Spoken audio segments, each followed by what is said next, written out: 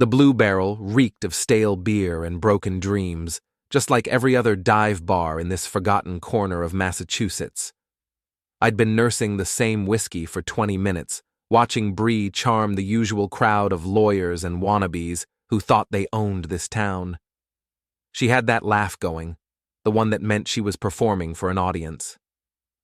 "So when are you two lovebirds finally getting married?" Nira Harvin asked, her voice cutting through the smoky air like a rusty blade. She was leaning against our table, designer purse clutched tight, eyes sparkling with the kind of mischief that usually meant trouble for someone. Bree's laugh got louder, sharper. "Oh God, hopefully never. I'd rather kiss a trash can than marry him." The words hung in the air like a slap that hadn't quite landed yet. I kept my face neutral, the way you do when you're trying not to give someone the satisfaction of seeing they've hurt you. Around us, conversations continued, but I caught the sideways glances, the barely concealed smirks.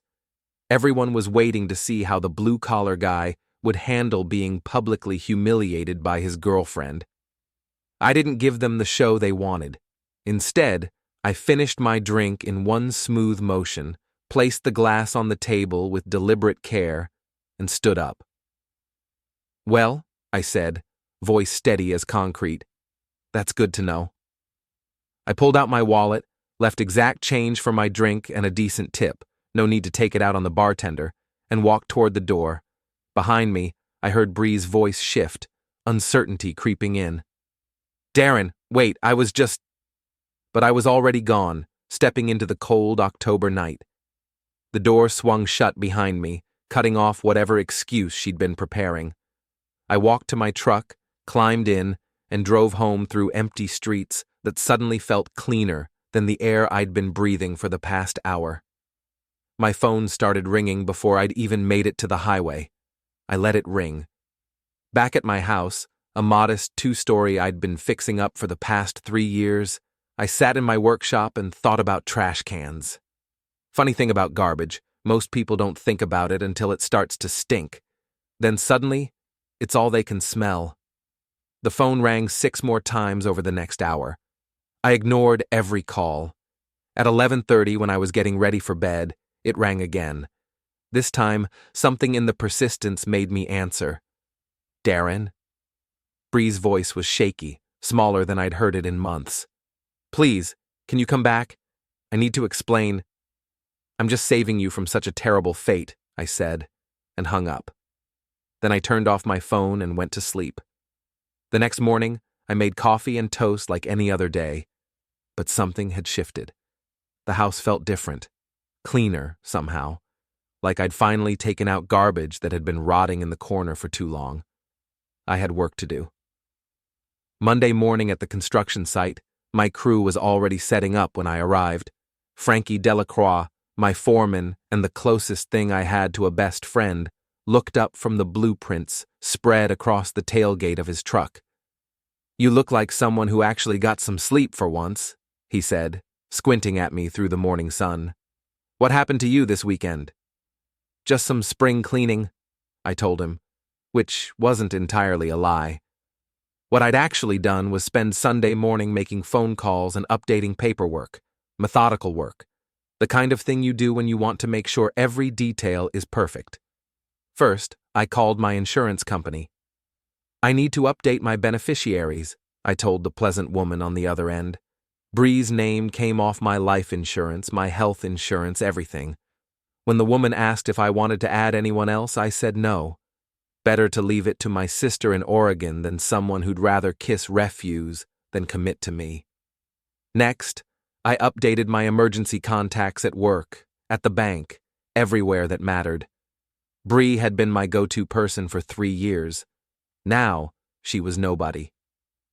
The hardest part was the guest list for my cousin's wedding in December. Bree had been excited about it, had already bought a dress, made plans to take Friday off work. I called my cousin personally. "Hey Tommy, it's Darren. I need to change my +1 for the wedding." "Everything okay, man?" "Yeah, just some relationship stuff. I'll be coming solo." "Sorry to hear that. You sure you're good?" "I'm good. Thanks for understanding. That was it. 3 years of shared plans, shared spaces, shared assumptions about the future. Gone. Not dramatically, not with screaming or broken dishes. Just erased. By Sunday evening, Bree Corlin existed in my life only as a memory and a key she didn't know I'd already had changed. Now, standing on the job site with Frankie, I felt something I hadn't experienced in months. Peace. You want to talk about whatever happened? Frankie asked, rolling up the blueprints. He was a good friend, the kind who knew when to push and when to let things be. Nothing to talk about, I said. Just figured out some things needed to change. My phone buzzed, a text from Bree. Can we please talk? I know you're upset, but this is getting ridiculous. I showed Frankie the message. He read it, raised an eyebrow, and handed the phone back. You going to answer? Nope. Good man. Some conversations aren't worth having. We got to work. There's something therapeutic about construction, the way problems have clear solutions, the way you can build something solid that'll last, unlike relationships built on convenience and habit. Around lunch, my phone rang. Unknown number. Darren, it's Gina from Bree's office. She asked me to call you. Gina Martinez was one of Bree's co-workers at the law firm, the kind of person who thrived on office drama and other people's business. I'd met her at a few work parties, nice enough, but always fishing for gossip. What can I do for you, Gina? Well, Bree is really upset about whatever happened this weekend. She's been crying at work, and she asked if I could maybe talk to you, help smooth things over. Interesting. So Bree was upset enough to involve her coworkers, but not upset enough to apologize directly. That told me everything I needed to know. I appreciate you calling, Gina, but there's nothing to smooth over. Bree made her feelings pretty clear. But she said it was just a joke. Some jokes reveal more truth than people realize, I said.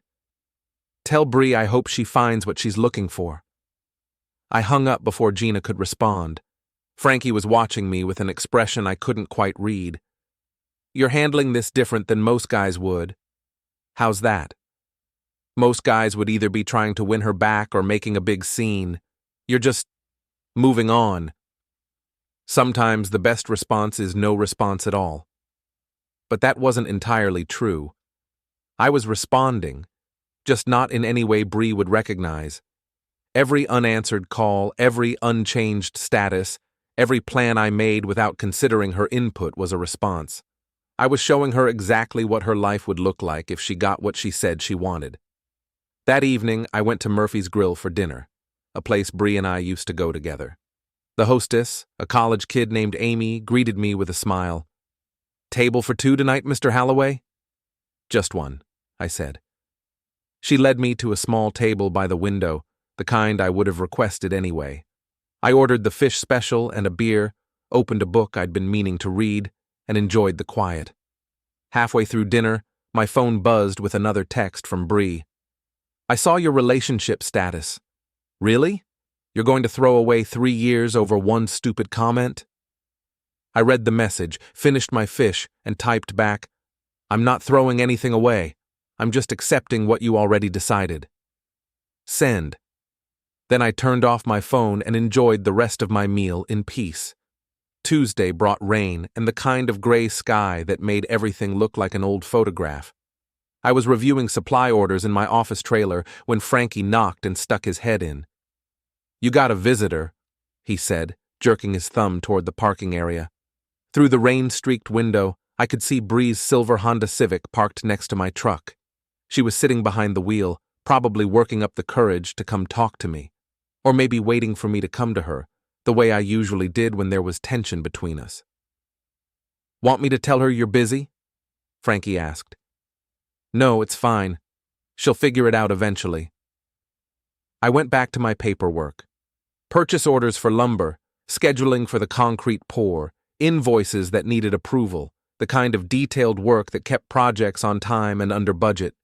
Real problems with real solutions. 20 minutes later, Bree finally got out of her car. I watched her pick her way across the muddy lot in shoes that cost more than most of my crew made in a day. She knocked on the trailer door like she was afraid it might bite her. "Come in," I called. She stepped inside, shaking rain from her dark hair. Even wet and nervous, she was beautiful, the kind of beautiful that had made me stupid for 3 years. But beauty without character is just decoration, and I was tired of living in a showroom. "Darren, we need to talk." "About what?" The question seemed to catch her off guard. She'd probably expected anger, hurt feelings, maybe some dramatic confrontation. Instead, she got the same tone I used to discuss delivery schedules. "About what happened at the bar. About us." "What about us?" "You're being ridiculous. It was a joke, Darren. A stupid joke that came out wrong." I set down my pen and looked at her directly. "What part was the joke? The part where you'd rather kiss a trash can than marry me? Or the part where you said it in front of half the people we know?" I don't know, I was nervous. Nira put me on the spot. "So when you're nervous, your honest feelings come out?" She opened her mouth, then closed it. For someone who made her living with words, she was having trouble finding the right ones. "Look," she said finally. "Maybe we moved too fast. Maybe I'm not ready for marriage right now, but that doesn't mean I want to lose you." "You're not losing me," I said. "You're just not gaining a husband. Seems like exactly what you wanted." "That's not—" She stopped, frustrated. "Why are you being so calm about this? Would you prefer if I yelled, threw things, made a scene?" "I'd prefer if you acted like you cared." "I do care. I care enough to listen when you tell me how you really feel." She was quiet for a long moment, water dripping from her jacket onto the trailer floor.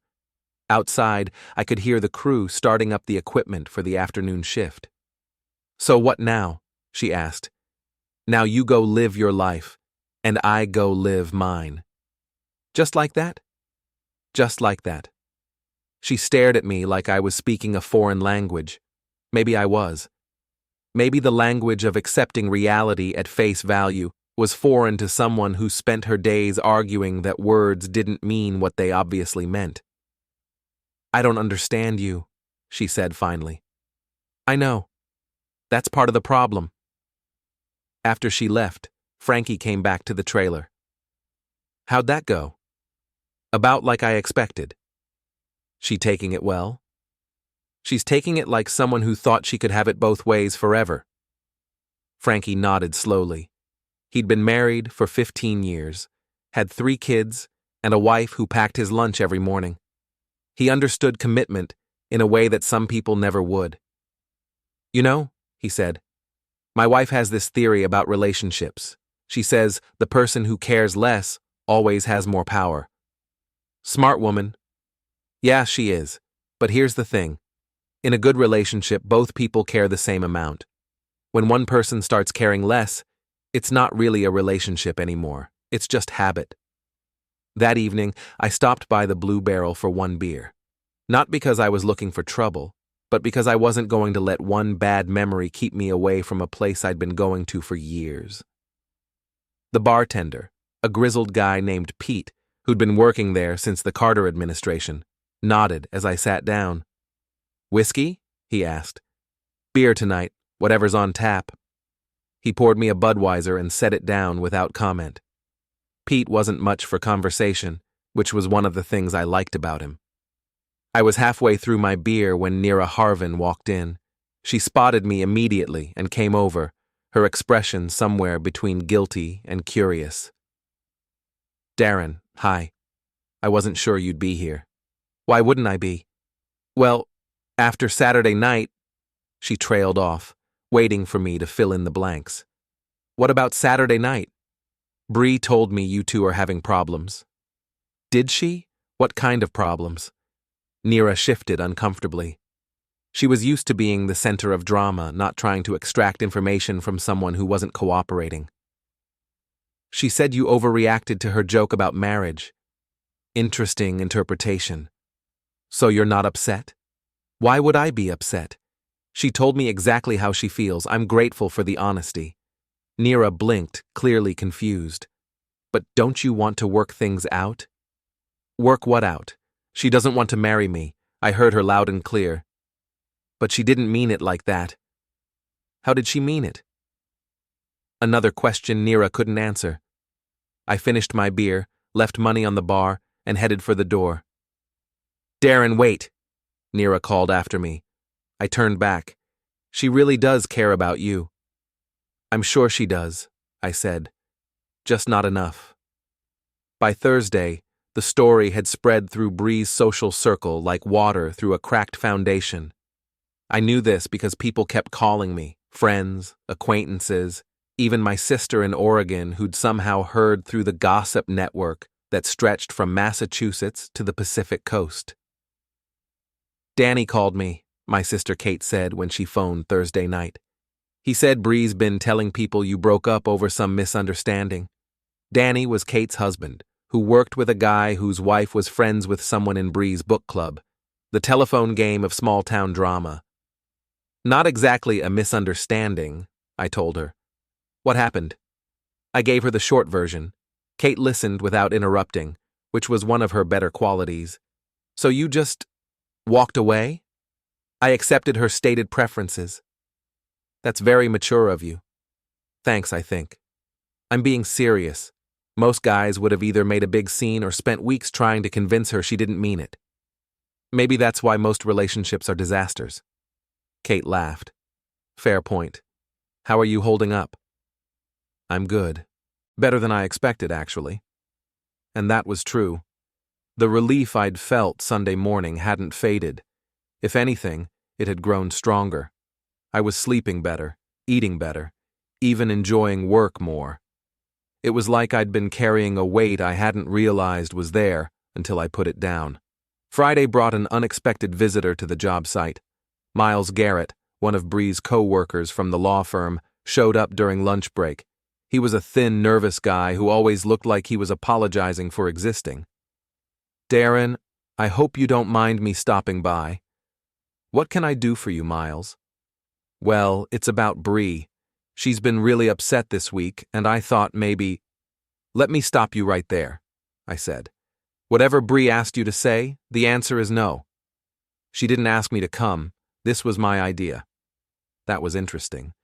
Miles had always struck me as the type who wouldn't cross the street without permission, let alone interfere in someone else's relationship drama. Why? He fidgeted with his tie.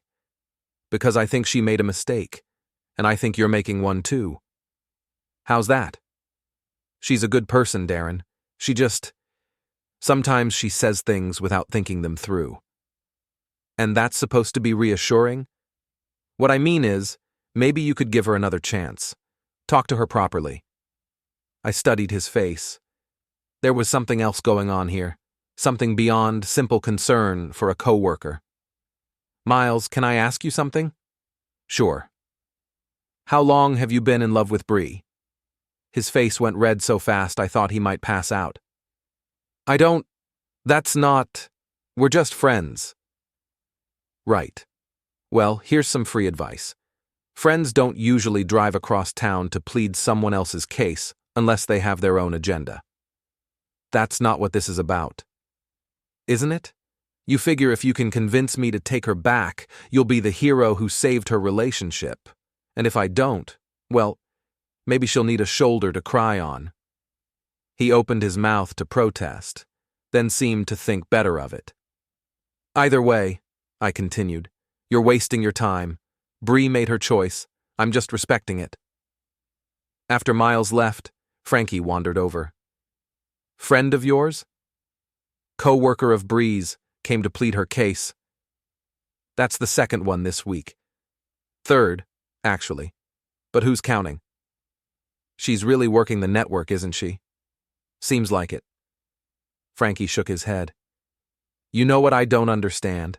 If she wants you back so bad, why doesn't she just come talk to you herself?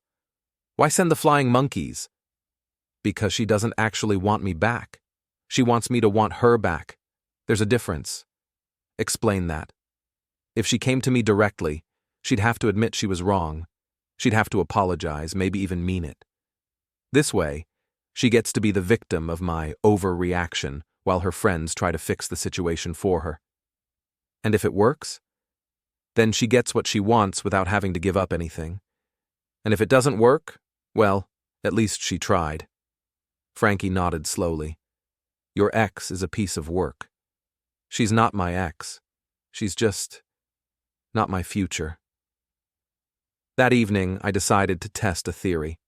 I drove to Rossetti's, an Italian place where Bree and I used to eat dinner every Friday. It was the kind of restaurant where the staff knew your name and your usual order, the kind of place couples went to feel sophisticated. Before we dive deeper into this story, I have one small request. Please subscribe, drop a like, comment, and hit that hype button to boost this channel so more people can discover these incredible Reddit stories. Sure enough, Bree was there. She was sitting at our usual table with Nira and another woman I didn't recognize, picking at a salad and looking miserable. I could see her from the parking lot through the big front windows. I didn't go in. I just sat in my truck for a few minutes, watching her perform sadness for her audience. Then I drove to Murphy's Grill and had the best fish and chips I'd eaten in months. My phone buzzed during dessert. A text from Gina. Saw your truck at Rossetti's. Why didn't you come in? I stared at the message for a long moment, then deleted it without responding. The network was definitely active tonight. But here's what they didn't understand. I wasn't playing their game anymore. I wasn't the supporting character in Bree's drama, the reliable boyfriend who could be counted on to chase after her when she needed validation. I was the guy who ordered dessert and enjoyed every bite. Saturday morning, I was replacing the garbage disposal in my kitchen when someone knocked on the front door. Through the peephole, I saw a face I hadn't expected. Ethan Morrow, Bree's law school friend, and the kind of guy who thought his BMW made him interesting. I opened the door, but didn't invite him in. Ethan, what brings you by? We need to talk, Darren. Do we? He was wearing the kind of casual clothes that cost more than most people's rent. Designer jeans, Italian leather shoes, a sweater that probably had its own passport. Everything about him screamed money, and the assumption that money solved all problems. It's about Bree. What about her? She's a mess. She's been crying for a week, barely eating, can't focus at work. Whatever point you were trying to make, you've made it. What point is that? Come on, man. We both know this is about your ego being bruised. She made one thoughtless comment, and now you're punishing her for it.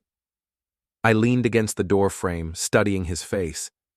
There was something familiar about his tone, the way he was positioning himself as Bree's protector, and me as the unreasonable villain. How well do you know Bree, Ethan? We've been friends since law school, close friends. Close friends? That's interesting. What's that supposed to mean? Just wondering how close. Close enough to drive across town on a Saturday morning to defend her honor? His jaw tightened slightly. I care about her. She's a good person who made a mistake. And you're here to fix it? I'm here to ask you to be reasonable. She's sorry. She wants to work things out. Did she ask you to come here?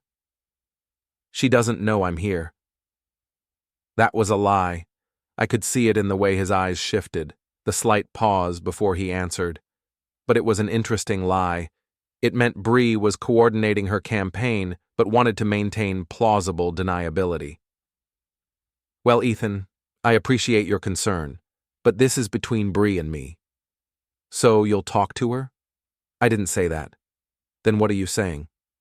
I'm saying that if Bree wants to have a conversation, she knows where to find me. She doesn't need to send intermediaries. He stepped closer, trying to use his height advantage to intimidate me. It might have worked on other people, but I'd spent 15 years in construction dealing with guys who thought they were tougher than they actually were. You're being stubborn, Darren, and you're hurting someone I care about. Someone you care about, I repeated. That's sweet. How long have you been caring about her? What's that supposed to mean? Just curious about the timeline. Did you start caring about her before or after she made it clear she wasn't interested in marrying me? The question hit home. I could see it in the way his shoulders tensed, the way his carefully practiced expression slipped for just a moment. This isn't about me, isn't it? You drive across town, uninvited, to defend a woman who's supposedly just a friend. You know details about her emotional state that suggest pretty regular contact, and you're awfully invested in making sure her current relationship stays broken. You're paranoid. Maybe. Or maybe I'm just paying attention. We stared at each other for a moment. Then Ethan stepped back, his expression shifting to something colder. You're making a mistake, Darren. Bree is a catch. If you don't appreciate what you have, someone else will. Is that a threat or a promise? It's reality. After he left, I went back to my garbage disposal, but I was thinking about patterns, about the way certain people kept appearing in Bree's orbit, about the difference between friendship and opportunity. My phone rang an hour later. Bree, did you just threaten Ethan? Hello to you too, and no, I didn't threaten anyone.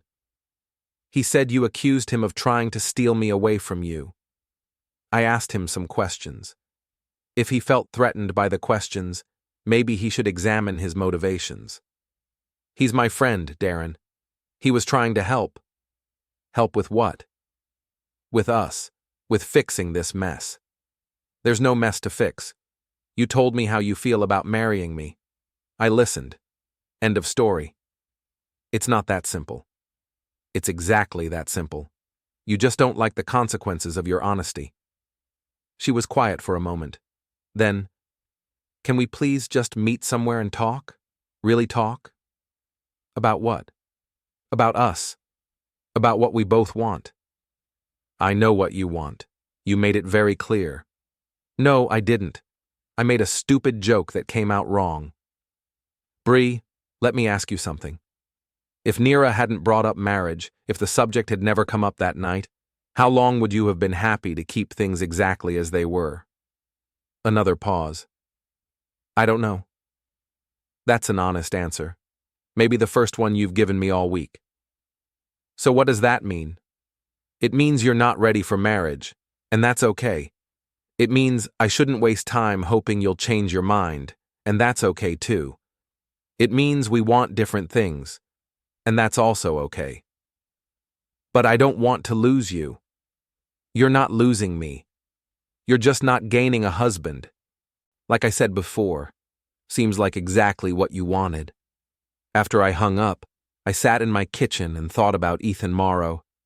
There had been something in his eyes when he talked about Bree, something that went beyond friendship or casual concern, and his parting comment about someone else appreciating what I had, that sounded less like a general observation and more like a specific plan, which raised an interesting question.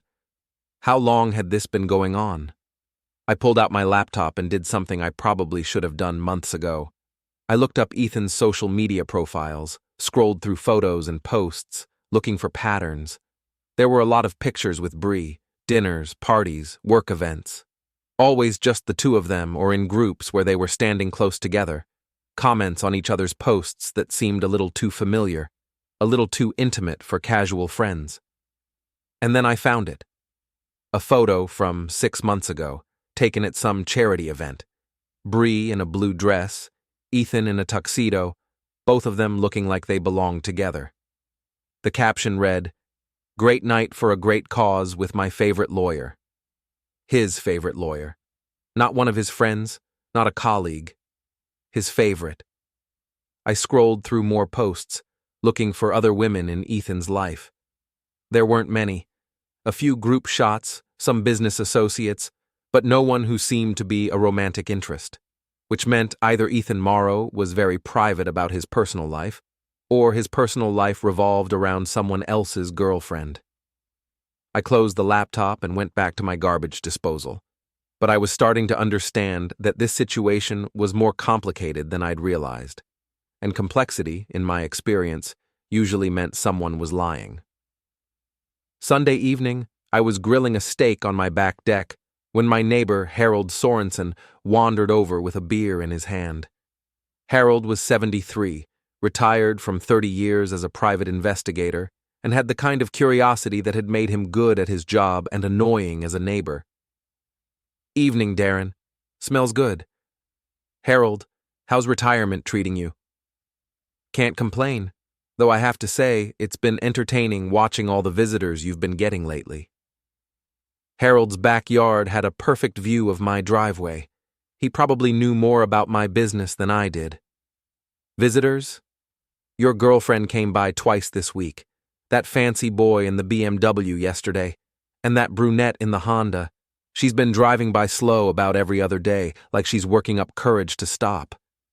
You've been paying attention. Old habits, plus not much else interesting happening on this street."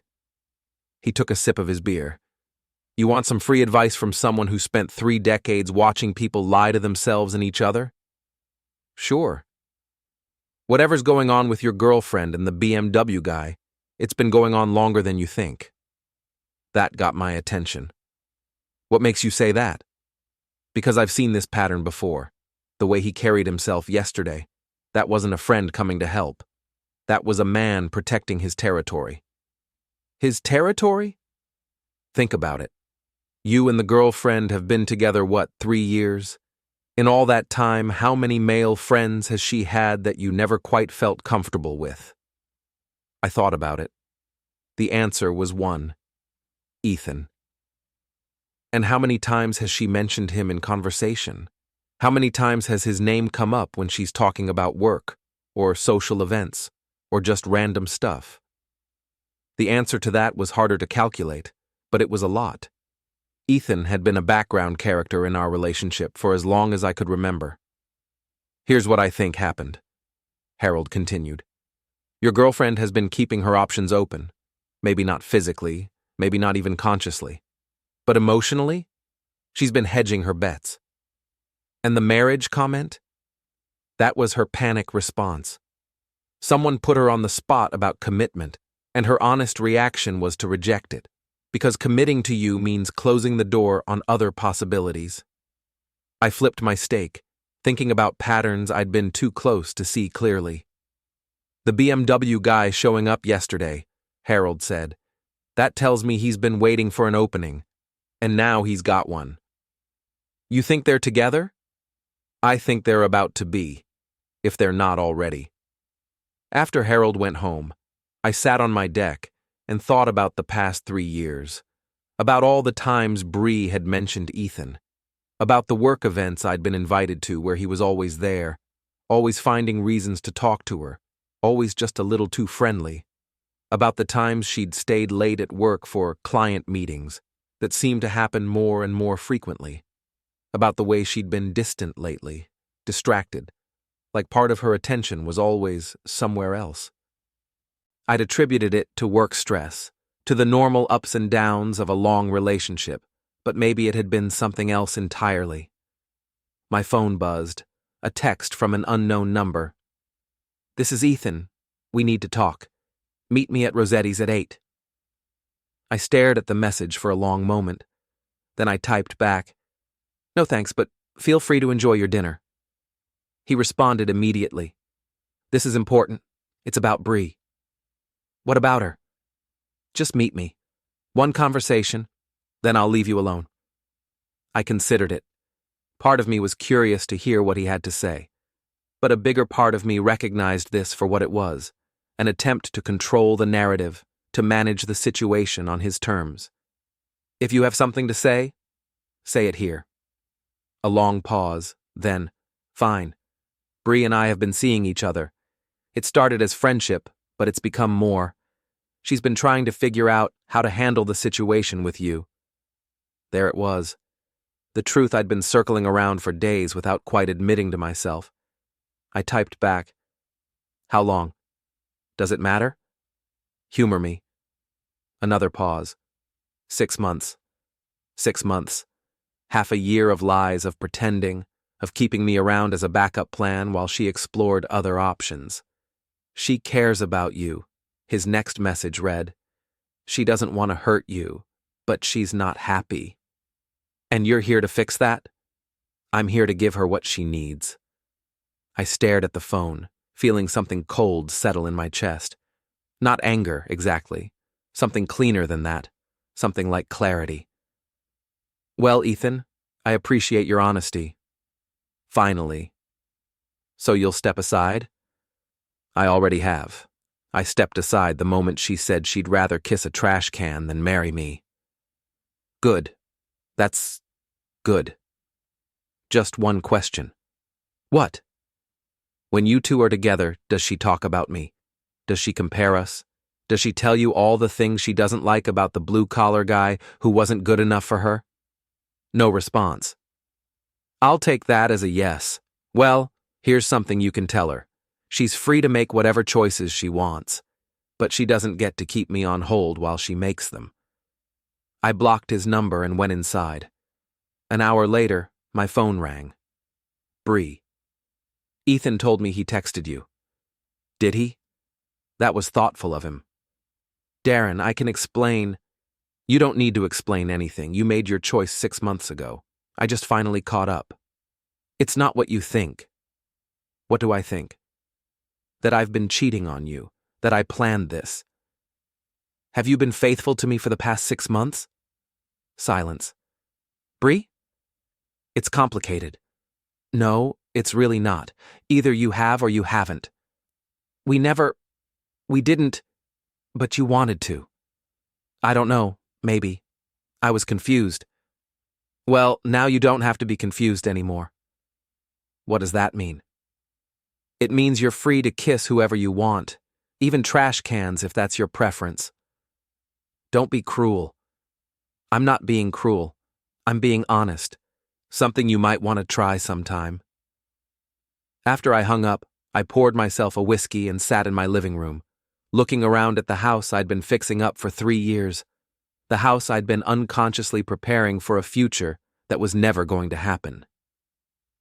For the first time since this whole thing started, I felt something that might have been anger. Not at the betrayal. That was just human weakness, and I'd seen enough of that to stop being surprised by it. But at the waste. 3 years of my life spent building something with someone who'd been shopping for alternatives the whole time. That was going to take some processing. But first, I had some decisions to make about what came next. Tuesday night, I walked into the Blue Barrel with a purpose. It had been over a week since Bree's trash can comment, and I figured it was time to reclaim some territory. The place was busier than usual for a weeknight. I recognized most of the faces. Regulars, local business people, a few lawyers from Bree's firm. Word had gotten around about our situation, and I could feel the attention as I walked to the bar. Pete nodded as I sat down. Whiskey? Make it a double. He poured without comment, but I caught him glancing at the door like he was expecting someone else to show up. I didn't have to wait long. Nira Harvin walked in 10 minutes later, spotted me immediately, and came over with the kind of determined expression that meant she had an agenda. Darren, I'm glad you're here. We need to clear the air. Do we? Yes. This whole situation has gotten out of hand. She sat down next to me without being invited, which was typical Nira behavior. She was the kind of person who treated other people's business like community property. What situation is that? You know what situation. Bree is miserable. She's barely functional at work. And for what? Because she made one thoughtless comment? Is that what she told you? She told me the truth, that you're punishing her for a joke that came out wrong. I took a sip of whiskey, studying Nira's face. There was something off about her story, something that didn't quite fit with what I'd learned about Ethan. Nira, can I ask you something? Sure. How long have you known about Bree and Ethan? The question hit her like a physical blow. Her face went pale, then red, then pale again. I don't know what you mean. Sure you do. You've been friends with Bree for years. You know everything about her life. So when did you find out she was seeing someone else? She's not what? She's not seeing Ethan? Because he told me differently. 6 months, he said. That's a long time to keep a secret from your best friend. Nira stared at her drink, suddenly very interested in the ice cubes. Unless, I continued, you weren't keeping it secret. Unless you knew all along. It's complicated. That seems to be everyone's favorite phrase lately. She didn't mean for it to happen, it just developed. And you helped it develop? I didn't help anything, I just didn't try to stop it. Because you thought she deserved better than me? Nira looked up sharply. That's not what this is about. Isn't it? Come on, Nira. You've never thought I was good enough for Bree. Construction worker, high school education, drives a pickup truck. Not exactly the kind of guy you pictured in her future. That's not fair. But it's true. She was quiet for a moment, wrestling with something. Then, maybe I thought she could do better, but that doesn't mean I wanted to see her hurt. And yet here we are. Here we are, she agreed. I finished my drink and signaled Pete for another. Around us, conversations had gotten quieter, and I realized people were listening to our exchange. You want to know what I think happened? I said, loud enough for the nearby tables to hear. Nira shook her head, but I continued anyway. I think Bree has been keeping her options open for months. I think Ethan has been waiting in the wings, playing the patient friend while she figured out what she wanted. And I think you've been encouraging her to explore her feelings because you never thought the blue-collar guy was worthy of your successful lawyer friend. That's not... And when Nira asked about marriage the other night, Bree panicked, because marriage would mean closing the door on other possibilities. So her honest reaction was to reject it as publicly as possible. The bar had gone quiet now. Even Pete was listening while he pretended to clean glasses. The only thing I don't understand, I continued, is why she's so upset about me accepting her decision.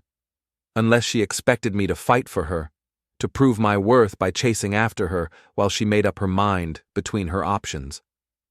Nira's face was bright red now. You're being cruel. I'm being honest. Something this situation has been lacking. She loves you. No, she doesn't. She loves the idea of being loved by me. There's a difference. I stood up, left money on the bar, and headed for the door. But I stopped and turned back, addressing the room in general. For anyone who's interested in the truth, Bree Corlin has been seeing Ethan Morrow for 6 months. She's been lying to me, lying to herself, and apparently lying to most of you about what's really going on. So when you hear her version of events, keep that in mind. The silence that followed was deafening. I walked out into the cool night air, feeling lighter than I had in weeks. Behind me, I could hear the explosion of conversation as everyone started talking at once. My phone started ringing before I made it to my truck. I ignored it. It rang 6 more times during the drive home. I ignored those too. By the time I got to my house, there were 12 missed calls and 15 text messages. I deleted them all without reading them. Then I poured myself another whiskey and sat on my back deck, listening to the quiet sounds of a neighborhood settling in for the night. Tomorrow, there would be consequences. Bree would be furious, Ethan would be angry, and half the town would be talking about the scene at the Blue Barrel. But tonight, for the first time in months, I felt like myself again. The guy who didn't accept lies, didn't enable manipulation, and didn't pretend that loyalty was a one-way street. It felt good. Wednesday morning brought a parade of phone calls that started at 6:30 and didn't stop until I finally turned off my phone at 8. I let them all go to voicemail, but I listened to a few just for entertainment value. Bree. How could you do that to me? How could you humiliate me in front of everyone we know? Ethan. You had no right to drag me into your public tantrum. Gina. Oh my God, Darren. Everyone is talking about last night. Is it true about Bree and Ethan? Miles. I think you owe Bree an apology. That was completely uncalled for. And my personal favorite, from Nira, you're a vindictive bastard, and I hope you're happy with yourself.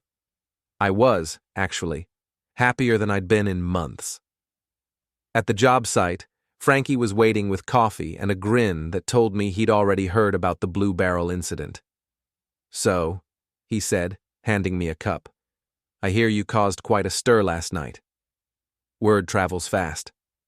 My wife heard about it at the grocery store this morning. Apparently, it's the biggest scandal to hit this town since the mayor's wife ran off with the fire chief. I just told the truth. In front of half the town. Sometimes the truth needs an audience. Frankie nodded approvingly. You know what I like about this? You didn't get angry. You didn't get violent. You didn't do anything crazy. You just exposed the lies. And now, everyone knows what kind of person they're dealing with. Both of them. We got to work, but I could tell the crew had heard about it too. There were sideways glances, whispered conversations, and an overall atmosphere of barely contained curiosity. But nobody said anything directly, which I appreciated. Around 10, a silver BMW pulled into the parking area.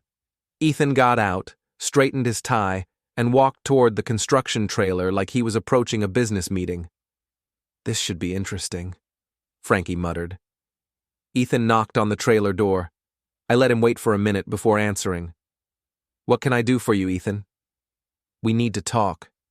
I thought we covered everything in your text messages. You humiliated Bree last night, and me. I told the truth. If that was humiliating, maybe you should examine your behavior. You had no right. I had every right. She's been lying to me for 6 months. You've been lying to me for 6 months. And her friends have been helping cover it up. So yeah, I had the right to set the record straight. In public? Where else? You made it a public deception. Seemed appropriate to make it a public revelation. Ethan stepped closer, trying to use his height and expensive clothes to intimidate me. It was the same move he'd tried at my house, and it worked about as well this time. You need to apologize to her. For what? For embarrassing her in front of her colleagues and friends. I embarrassed her, she embarrassed herself. I just provided context. She's been getting calls all morning, people asking if it's true, wanting to know details. And what has she been telling them? That you're lying. That you made it up because you're angry about the breakup. I laughed. So she's still lying. That's consistent, at least. She's not lying. Ethan, you told me yourself that you've been seeing each other for 6 months. Are you changing your story now? He opened his mouth, then closed it, realizing the trap he'd walked into. That's what I thought. So either you were lying then, or she's lying now. Which is it? It's complicated. No, it's really not. Either you're together or you're not. Either she's been faithful to me or she hasn't. Either you're both liars or you're not. Fine. Yes, we've been close. But it wasn't planned. It just happened. Over 6 months? It developed gradually. And during those 6 months, while it was developing gradually, what was I? A placeholder? A backup plan? She cared about you? Past tense. Interesting. Ethan was getting frustrated, which meant he was getting sloppy. Look, the point is, she's with me now. You need to accept that and move on. I have moved on. I moved on the moment she said she'd rather kiss a trash can than marry me. Then why are you trying to ruin her reputation? I'm not trying to ruin anything. I'm just not protecting her from the consequences of her choices anymore. What's that supposed to mean? It means I spent 3 years being the understanding boyfriend who didn't ask too many questions, didn't push too hard, didn't demand too much honesty. I made it easy for her to take me for granted. And now? Now she gets to deal with reality. The reality that actions have consequences. The reality that lies eventually get exposed. The reality that you can't have everything you want without giving up anything. Ethan stared at me for a long moment. Then his expression shifted to something colder, more calculating. You're going to regret this, Darren. Bree has friends in this town. Important friends. People who can make your life difficult. Is that a threat? It's a reality check. You think you won something last night? All you did was make enemies. Better honest enemies than dishonest friends. After he left, I sat in the trailer and thought about his parting comment. He wasn't wrong. Bree did have connections in town. Lawyers, business people, social influencers. The kind of people who could make things complicated for a small construction company if they wanted to. But I'd been in business long enough to know that reputation mattered more than connections. And after last night, everyone in town knew exactly what kind of people they were dealing with. That afternoon, I got an unexpected phone call from Tommy, my cousin in Oregon. "Danny, I heard about what happened with Bree." "Word really does travel fast. Kate called me. She's worried about you." "I'm fine." "Are you? Because from what I heard, you just scorched the earth on a 3-year relationship." "The relationship was already over. I just made it official." "By humiliating your ex-girlfriend in public?" "By telling the truth in public. There's a difference." Tommy was quiet for a moment. "You know, when I got divorced, I was angry too. I wanted to hurt Jennifer the way she'd hurt me. This isn't about anger. Isn't it? No, it's about honesty. It's about not enabling lies anymore." "And you think public humiliation was the right way to handle it?" "I think exposure was the right way to handle it. She made her choices. I just made sure everyone knew what those choices were. And now? Now she gets to live with the consequences." After I hung up, I realized that everyone was going to have an opinion about what I'd done. Some people would think I'd gone too far. Others would think I hadn't gone far enough. But the only opinion that mattered was my own. And I was at peace with my choices. For the first time in 3 years, I was completely, honestly at peace.